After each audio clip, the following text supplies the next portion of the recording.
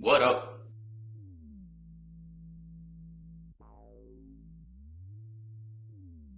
It's your boy Anon, and today we're gonna talk about something a little different. You know what I'm saying? I've been going on my little my stint of just talking about rap. I did my Royce the 5'9" thing. What else was I talking about? Cardi B's album, J. Cole's album. Like, I've been, very consistent on the hip hop thing. But today we're gonna just talk about a situation away from hip hop this week. We're gonna get back on that next week. But this week, let's talk about something a little different. Something that's been an issue. It's not a recent issue. It's an issue that has been existing for as long as I can remember, as long as probably my mom can remember, you know what I'm saying? Probably as long as my grandparents can remember. The problem of calling the police on people when you personally feel they are in a place they do not belong. Now, this has started once we got out the fields, you know what I'm saying? Once we got out the fields, we was just doing our thing. We was like, all right, now we got to find a way to live outside of the fields, outside the plantations. You know what I'm saying? So we trying to do our thing. We trying to find out what to do. We trying to move right, and it's taking a long time. And now in 2018, in the 2010s period, we are starting to find out how to move, how to get where we want to be, how to be happy, how to do this, how to do that. Things are changing for us. Some people may think, oh no, it's the same old same with black people. But there are a lot more famous black people than there was 20 years ago. A lot more black millionaires than they were 20 years ago. A lot more black billionaires than they were 20 years ago. And some people, I'm not the only one who's noticed this. Us as people, we have noticed this. But you know who else has been noticing it? The people who don't want us to be successful. The people who don't want us to be successful is noticing that we are being successful. We are making moves. We are moving up in the world. You know what I'm saying? And what they do now is they try and take advantage of this belief that we don't like police and police don't like us. And how they do that is when we're in places that they're known for being in, but we've made our moves. We worked hard enough to be put into those positions or be put in that place. They say, okay, black people got a problem with the police got a problem with black people. Let me call this police officer, tell him that this dude is right here. He gonna come out here, he gonna whoop him, he gonna get him out. You know what I'm saying? But things are starting to change. You know what I'm saying? Because I don't know this lady's name, but the lady who's trying to call police on these people for barbecuing in a public park. Really. All the times that the police have been called because people just been chilling in Starbucks, been chilling in Waffle House. This lady, man, is a real estate agent or he a real estate investor, whatever he's doing. He's going to go do inspections on a house that he's trying to sell, and the lady calls the police on him.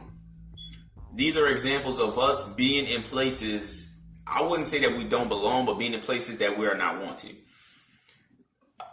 My mom and my aunts, they've told me stories about them riding their bikes around the neighborhood and them just going to the other side of the bridge. Because where I'm from, or where I grew up at, it's like Holly Grove and then Metairie, which is where I'm living at right now. Metairie starts like right across the bridge from where I used to stay at. So when my parents were kids, they would drive the bike around the area that we grew up in. And then sometimes just for fun, they would just cross the bridge and, ride around. They just trying to explore the landmass, look at some nice houses because they have beautiful houses in Metairie. And they would say as kids that people would just start shooting at them. People would come out their house and just start shooting at them while they're riding their bikes. It's because they felt they wasn't supposed to be there. They, for some reason, felt threatened. You're the one with the gun. How do you feel threatened? Because I'm riding around on a bike. You know what I'm saying? It's crazy we living in this time now. You know what I'm saying? People like to say a lot that certain people, like certain races, feel more comfortable because there's a person that they can relate to a little bit more. I don't want to say Donald Trump is racist, But Donald Trump is, I would say he's ignorant. Some people aren't racist. Some people are just ignorant. And some people just say stuff because it gets attention. And I would say that Donald Trump is both. I think he's ignorant, but he's also a troll. People say that people feel more safer to say things that they wouldn't have said if Obama was in office, which I always felt was a stupid reason, because a person in office has no effect on what you're doing in your small little hick town. You know what I'm saying? People like to blame Obama for what's going on in their small little city, forgetting that there's hundreds and hundreds of cities that the President of the United States is responsible for, or that he is over. He's not over just one small city. If he doesn't see something wrong with your city, you can't fault him, because guess whose responsibility it is to make sure your city is right. It is the city's responsibility. Your city has its own individual government. That's why they say the most important election is not the presidential election, but the local election, because that is what determines what's going on in your city. Okay? So even if Trump's in office, they need people in individual cities looking at what's going on, looking at, hey, people are getting the police, like, set some laws, like, hey, if somebody calls you, that's what I've told my dad this, they need to set a law in certain cities where it's like, hey, if the police are called for a situation that is not worth the police being called, that person who was called the police needs to either be fined or arrested. If you're calling me because people are barbecuing in a public park, you're wasting the police's time. They can have somebody on the other side of town getting shot right now, and we can't get to that call because we're over here wasting time on you being stupid. I feel they need to arrest people who do that. You know what I'm saying? Because it's wasting the police's time. You know what I'm saying? Because like I said, there could be something else way more important going on the other side of town, and that's being ignored because this woman wants to call the cops on somebody for inspecting a house that he is trying to sell. You know what I'm saying?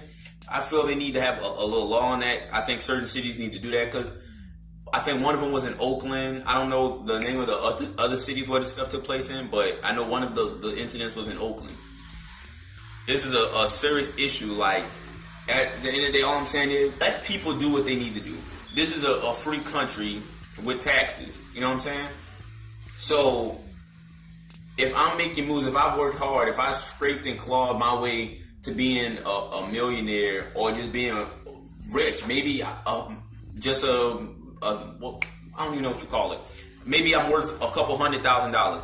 If I've worked myself into being rich and I'm put in these environments where I'm, in the suburbs, with a nice house, nice car, I'm hanging with the white people, do not feel that I'm a threat to you.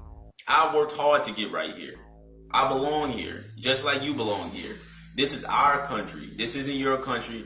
The land isn't divided. Like, yeah, you have your paperwork on your house. I'm not on your house. I'm in a public park. I'm not in your house. I'm in a public restaurant. I am in public places doing what everybody else is doing. Why are you calling the police on me just because you feel threatened? I'm not doing anything. Okay? I was watching this video, and technically this man just said, we had the police called on us because they feel threatened by us.